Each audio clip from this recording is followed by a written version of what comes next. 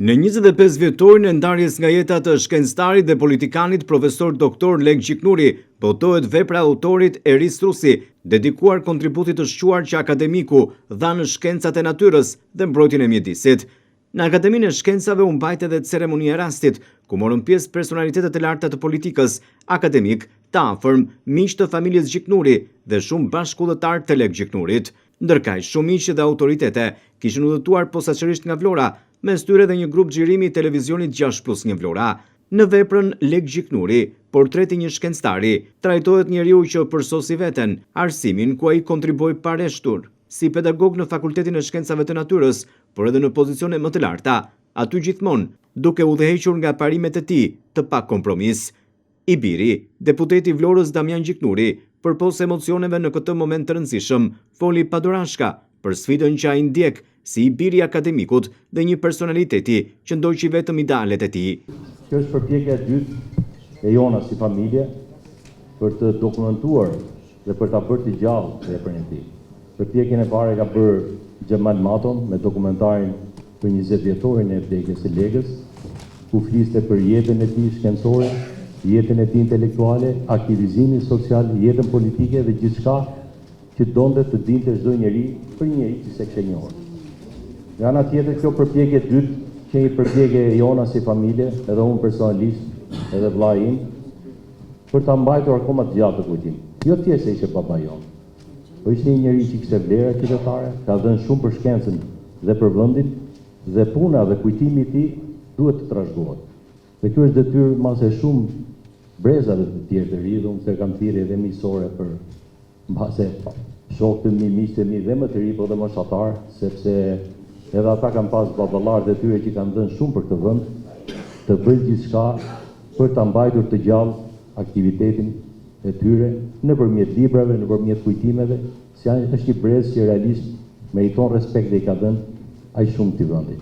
Fakte profesor Lega, jo se është baba im, dhe unë nganjëherë kam sa të lehtë dhe të vështirë të flas për babain, të lehtë sepse natyrshëm kam njohjen dhe dashurinë. Po të vështirë sepse pesha ati ka qenë shumë e rëndë, ka qenë një bushull orientimi, por dhe e rëndë nga ana morale për mua, për ta ndjekë në rrugën e tij. Dhe në fakt karakteri i tij fort, modeli i tij qytetar, dhe unë e them 3 karakteristika që gjithmonë i kujtoj. Ka qenë me integritet, ka qenë me mirësi dhe ka qenë me kuraj. Dhe nganjëherë te një njeri nuk i gjen të gjitha këto.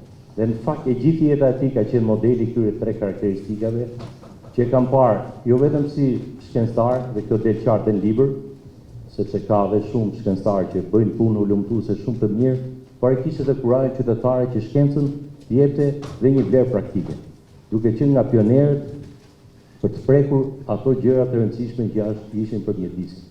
Duke qenë i parë 100 vitet 70, duke bërë gjithë studimin e botës në New por mbi të gjitha të edukonte atë ide që prekja e mjedisit, prekja e ekuilibrave natyror, edhe nga zhvillimi industrial mund të sjellë pasoja të rënda.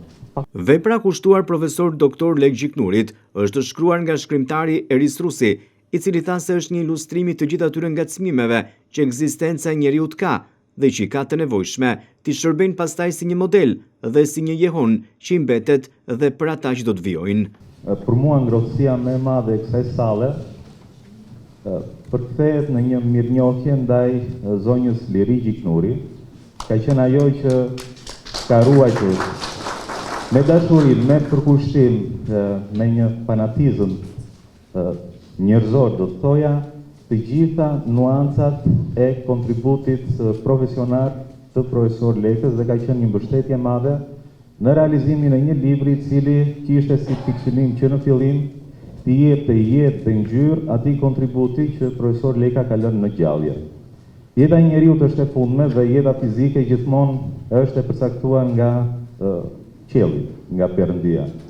Ndërsa jeta profesionale, nëse artikulohet me përkushtim, me pasion, gjithmonë arrin të mbjetojë njeriu dhe pikërisht këtë lloj nuance unë jam përpjekur që ta përcjell në këtë vepër e cila ilustron jo vetëm profesor Lek Gjiknurin, po edhe rënjët e familjes së tij. Për miqtë e tij dhe kolegët, me të cilët ai ndau jetën dhe etapat më të rëndësishme të karrierës, ky moment duhet të vlejë si një thirrje, se mendjet duhet të vlerësohen jo vetëm pasi ikin, por sa janë në të gjallë. Por është një libër me të vërtet i mrekullueshëm, një libër që në fundit jetëson dhe gdhën si në një monument figurën e një profesori të quajtur si Lek Gjiknuri.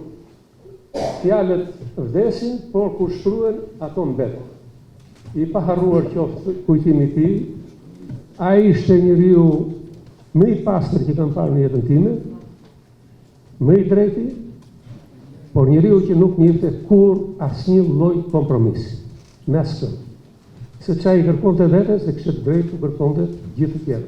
Për mua ky ishte profesori i nderuar Lek Gjiknuri, dhe siç e kam thënë edhe në intervistë, e zgjata pak më shumë se sa duhet, mendoj që Damiani është një kopje e tij, dhe këtë them me bindje të thënë, sepse kam ndjekur jetën e tij, është një kopjetar i tij në psikologji, në paraqitje, në të gjitha gjërat.